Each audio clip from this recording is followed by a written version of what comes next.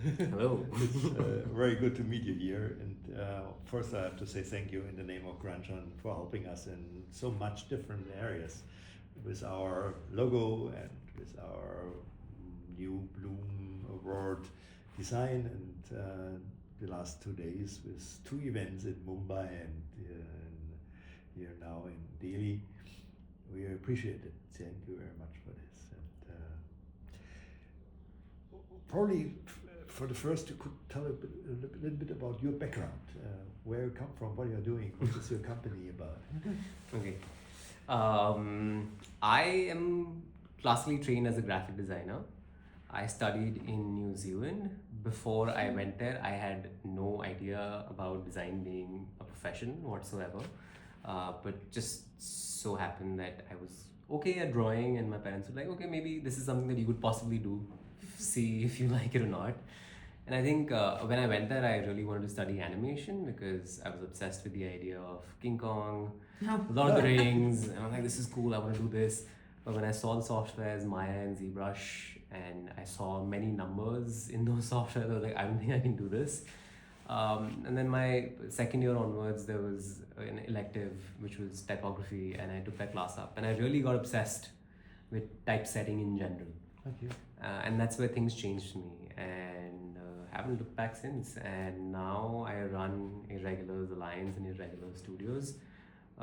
We as an organization work at the intersection of art, design, culture, and we also represent some artists. Okay. Yeah, that's where we're at. We work with mom and pop shops, we work with multinationals, Fortune 500 companies, all of them Oh, alike. okay. We think that design can be a real change maker if you really want to scale. I think if you think about design as the foundation, you can do wonders with it, and that's how we've been working so far. And you are doing a magazine too. What is the idea behind it, and why you have done this, and what is the idea behind it? We Most of the things that have happened at Irregulars have primarily happened on a whim. So we used to do an art fair, which was a physical event where people used to come and experience art without the self-seriousness of the art, beyond the white box. That's what we thought of, like have something that gets beyond the self-seriousness of art, where people take themselves too seriously when they put things up in a white box. And that happened for 2 years, and then the pandemic hit. So if people couldn't come to us, we thought maybe we can come up with something that we can go to people with. Okay.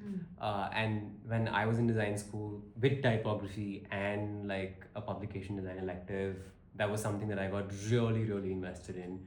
For my final year project, I did the branding for our degree show, and I made a newspaper. So I was obsessed with tabloids. My typography lecturer was one of the ex-grads of our school was Chris Sawersby. Ah, okay. Okay. And I was obsessed with Klim in general, and I had all the type specimens that he had made and all the work that he had done. I was like, one day I'll be as good as him. Clearly not there, but so the idea of a publication was always stuck in my head. And when I didn't get many opportunities to do it for other people, I thought maybe this is that opportunity where we could do something different and go to people with a tabloid that we create. Then came the editorial aspect of it, which is handled by my partner Tarni, and she's exceptionally great at putting that together. What we did was primarily an ode to all the publications that we grew up reading. Well, seeing things in them which had sections like Asking for a Friend, which is about mental health, sexual health. Then, situations like crosswords, games that you'd come across, coloring pages that you'd see. So we thought we'll have our own spin from an art and design lens, and see how people respond to it. And that's how it primarily started. We didn't have any end goal to it. We just did it because we wanted to. Okay.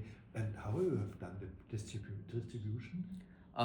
So far it's been online, and we did have a bunch of people that we stocked with in India, but we realized that the product, when it's with people who are stocking it, it's moving much slower than our own online channels. And it did actually exceptionally well in the Western market. So we sold a lot more in the US, in Canada, in Europe than we have, and in London than we have in India. And we found a niche there as well. So almost 50% of our product is sold there, and 40 to 50% gets sold here. And then we also have student discounts, and we keep doing yearly stock clearances when we feel like, okay, it's time for a new one. And there's no particular timeline to when we're going to do one, how we're going to do it. How much issues? We've made 5 issues so far. We've taken a break since last year because a lot has changed, but we are hoping to go back to it by the end of this year.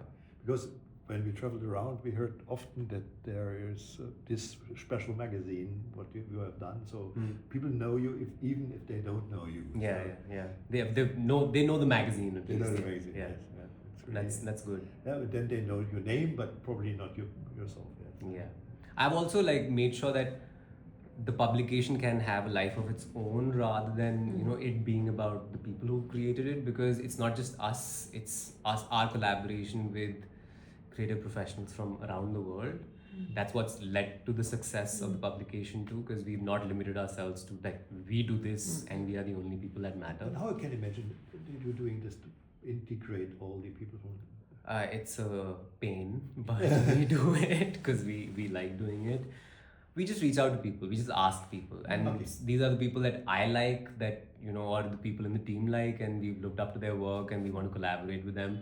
And we're half the time we're scared that they'll say no, but so far nobody has said no. Everybody's been like, let's do it. I'm like, okay, cool, let's do it. If you want to do it, let's do it. We make sure that we pay honorariums to everyone. We make sure the licenses are appropriately bought for the publication only, and if there is any reproduction happening, they get paid more, because we know that as Indian publication, we can only afford this kind of leeway. If we want more, we also want to make sure that everybody is paid enough for their effort and work. And you get, because of selling the magazine, you get the money to pay the... Yeah, it's a cyclical thing. Every publication that's done its cycle pays for the next one. Yeah. The first one obviously costed money from our pockets, but after that it's paid for itself. Yeah. And we are really interested to understand better the Indian market, especially from the typography side, from the using of typefaces. When you you studied in New Zealand, you know a little bit from outside, and I remember you was in London and so on. You have both sides. You look from inside, and you can look on the Indian market from inside, from outside. What is from your point of view, the most interesting point if you're looking on the Indian market for communication? Is this something about really different design scenes, or is this in a way connected? Where is the development? I think it's a double-edged sword, as I like to call it. There's good things and there's bad things. So Indian design scene is very pluralistic in its approach, because there is just so much, and the demographic is so wide, and every 100 kilometers the language changes, the dialect changes, and further down the scripts also change, as we know. So you can't apply one logic to all, and just the acceptance of it over the course of last 10 to 20 years has changed quite a bit. Even when I came back and started practicing as a freelancer, people didn't know much about typography. I'd tell people that I'm a typographer, and they'd be like, what does that even mean? I like typesetting, and they're like, oh, that we can also do in Microsoft Word. I'm like, yeah, good for you. You should do that. But things are changing. People are opening up. There is a wider acceptance of the term graphic design, typography, which didn't exist before. You tell people that you're a designer, and they'd be like, oh, you do fashion design. Yeah. Because that's more glamorized than graphic design, right? And since things are evolving, the markets are shaping up in a much more evolved manner. people are opening up to the idea of how graphic design type can help them. But it still remains a buzzword and not something that's fully ingrained in people's minds and how it can help them. But that's going to change. It's taken 10-15 years for that to change in front of my eyes. In the next 10-15 years, I can see it evolving even more. Type in general, I think the acceptance of our own identity. Earlier, I studied in Latin. My primary typography practice was in Latin. It's only when I came back and I let go of that hangover of not feeling like I'm cool enough, is when I realized that I need to accept, first of all, where I come from, what my roots are about, and then only I can make work that feels like me and not something that I'm catering to the world with.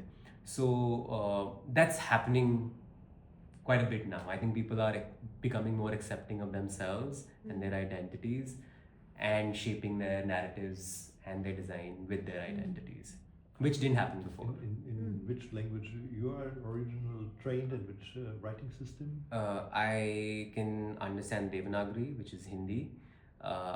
Which also translates to a few other scripts as well, which I can read. But I can't really understand beyond certain things.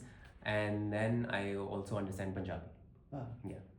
And English, of course. Okay. So these are the three. These are the three languages. Scripts also to an extent I have learned, but I'm not that comfortable with Gurmukhi anymore. I learned it as a kid. I know the syllables and the consonants. Yeah. And when you are looking on GRANSHAN, what is your interest in GRANSHAN? I think what excites me about GRANSHAN is that it's not another traditional design award where you're just celebrating work for the sake of celebrating work. It's actually looking into the socio-cultural aspect of it, which I personally feel strongly about, because I've always felt like an outsider in many of the design circles that I've existed in, because I came from a certain socio-economic strata. I also came from a place which didn't feel cool enough. But since the acceptance of being who you are and where you come from has become cool, I think that notion has changed quite a bit within the circles that we have existed in. And keeping that in mind, I think things are evolving and changing. And I think it's important to pay respect to your roots and be proud of the fact that, not in a jingoistic way, but there is something that's important, that is a part of your identity. That's who you are, that's where you come from. And I think recognizing that is what GRANSHAN is also doing with the work that GRANSHAN's been putting out. And I think it's important that we get behind the cause too. Okay, what have GRANSHAN to develop that this can work better for the Indian market? I think you guys being here, understanding the context of where we are at, meeting newer people, understanding the kind of work that they're doing, will definitely help evolve the cause of GRANSHAN in India. I think just understanding the cultural and local context of where things are at, that will definitely help. Because as I said, every 100 kilometers, it changes. Yeah, what I'm maybe saying would be my truth, but 100 kilometers from here, it would be not the thing that people would be. For example, we met somebody in Bangalore who tells us he was working as a designer, UX designer in a bank, and there are 800 designers who are working in the bank. Is this something where you said that's common? That's or it's just a special thing for this bank? I think banks are particularly huge in India because we are catering to such a huge economy and the number of people that exist. But yeah, I think design as a service has also grown exponentially, and UX, UI, the product design space has blown up, and Bangalore is the tech hub. So I think it's very normal to have those kind of numbers. And India is also a place where people don't really think, from a design perspective, I'll give you an example, that when people send their children to study design in India, their biggest question is how much will they earn when they graduate. Yeah. What is the salary going to be like?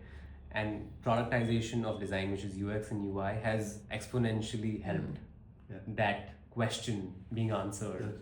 Higher Because that's salaries. where you get the money, and I think that's where most of the people are also moving with graphic design. I've had so many people intern with me, work on some really amazing boutique brands and corporate brands also, and then they've gone to CCA in California and done product design, and have joined banks and news channels and working on the products. There's nothing against them or the kind of work that they're doing, but that's how things work. That's what economies of scale is all about, and good for them, I guess. Wonderful, great. Yeah. We have a really special question at the end.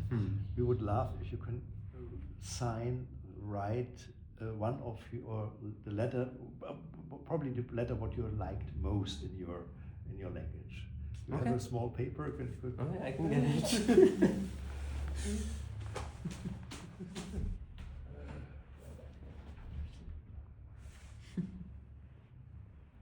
Can cut this off later. It's going to be edited, right? Yeah. For sure. And Pablo probably, no? Or Katrin. Oh, Katrin. Katrin,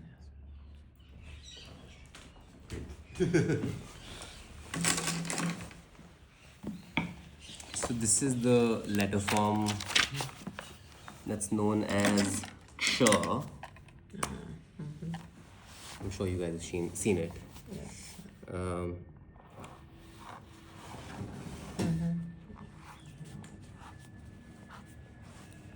Yes, Great. I know that one. It's a tricky one to Yeah. design. Why you like it? Just the complexity of it, and it has two very different sounding syllables coming together and forming something that's otherwise, if I were to write this in English, it'll be like this. There is no other way of writing this Okay. sound. 3 letters coming together would make this. Wow. Okay. That's Great. what I like about it. You like complexity. I like complexity. Yeah. That's me. It's a good thing. Thank you very much. You're welcome.